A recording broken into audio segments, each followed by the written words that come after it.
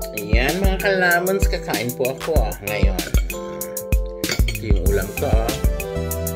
Ayan, tinapa, tuyo, danggit from Cebu and scrambled egg with fried rice. O, diba?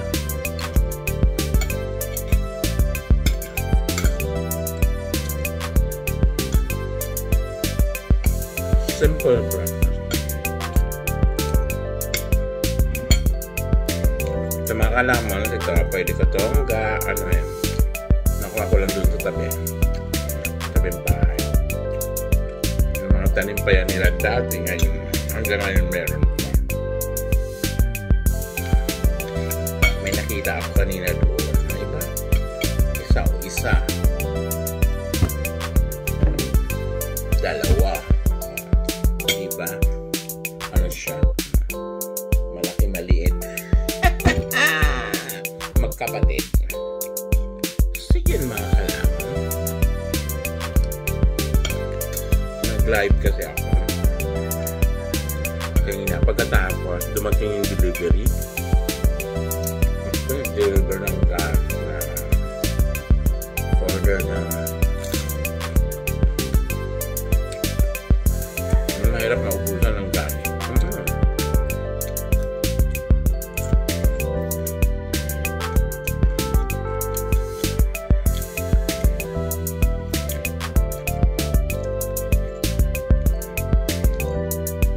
Kain mo naman kalamis bago ang lahat. Baka manginginig na naman sa gutom si Bunda.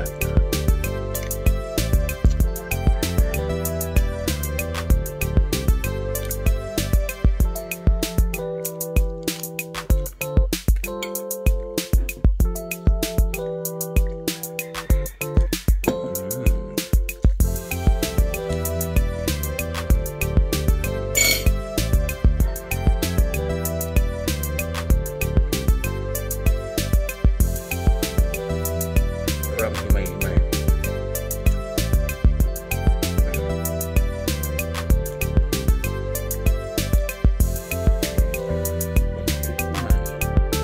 Kumain talaga.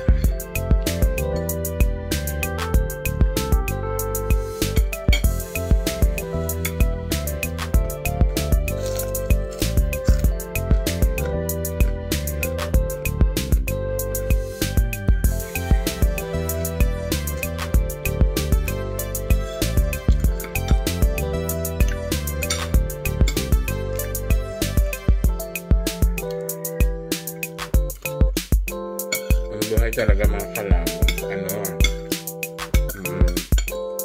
Kahit sabihin nyo pa na ingat kayo sa katawan nyo, magkakasakit talaga sa buhay nyo. Meron talagang ganun. So, na mga kalaman, enjoy life habang maaga pa. Kaysa yung I have plenty of friends. Yung nakaraan taon, may nawala na kaibigan ko din. Ano siya? Nagka-cancer. Kasi maraming ng cancer ngayon. Hindi naman sila matataba. Di ba kaya hindi kahit na kaya enjoy na lang sa kain na lang. And pray. Importante talaga pray.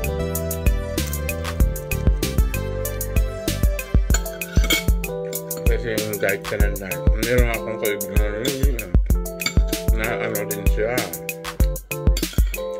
Akala ko okay na. Ngayon nag-message kagabi. Hindi pala siya okay. Stage 4 na siya.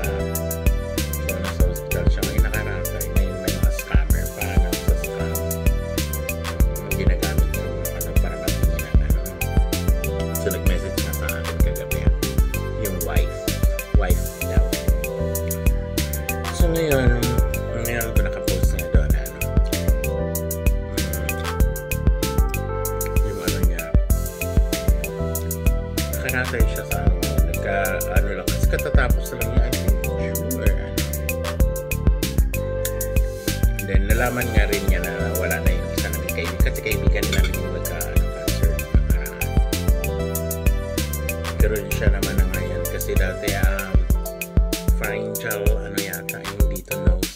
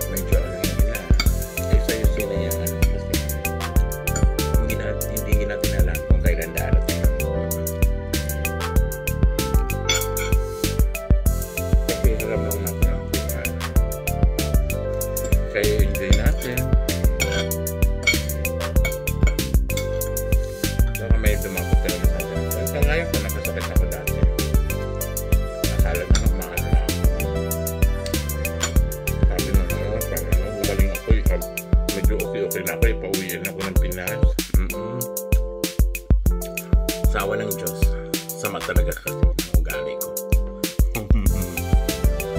Wala tayo mataba na naman.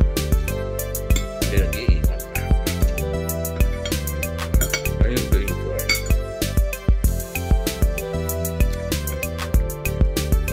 Kasi ang pera nakikita. Ang kaligayan. Mahirap kasi. Pag tumanggap ka,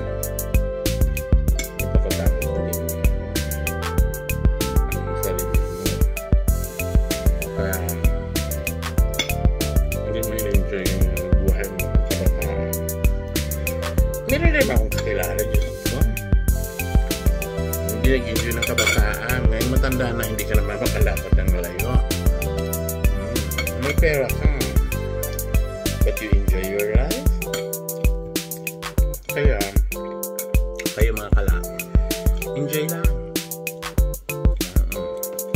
Enjoy lang. Kung may naglo-lockdown sa inyo, biyaan nyo lang.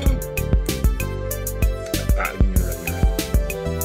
Sabi nga ito, mga kilala mo na. Buti ka ba walang problema? Sino ba taong walang problema? May problema lahat. Ang principle ko kasi, problema. Pag pinag-problema, maging problema pa yan. So, doble-doble na yung problema. Tawanan mo na lang. Problem is just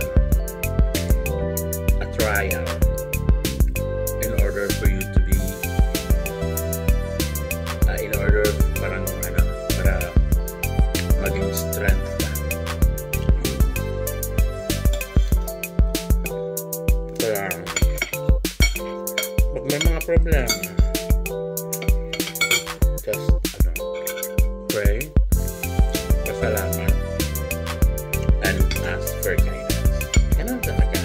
Pag nag-pray, hindi yung puro kahingi. Mag-pray ka, pasalamat ka muna bago ka help for guidance.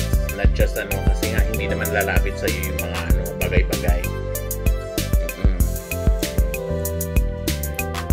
Basta ang kailangan mo nun talaga maging totoo. Kasi kung hindi ka maging totoo sa sarili mo, mahirap dito po. Kaya ako sa inyo, ikain mo lang yan.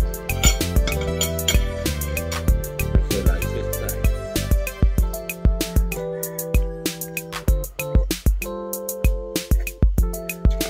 Hanggang dito na lang. Maraming salamat sa papanonood.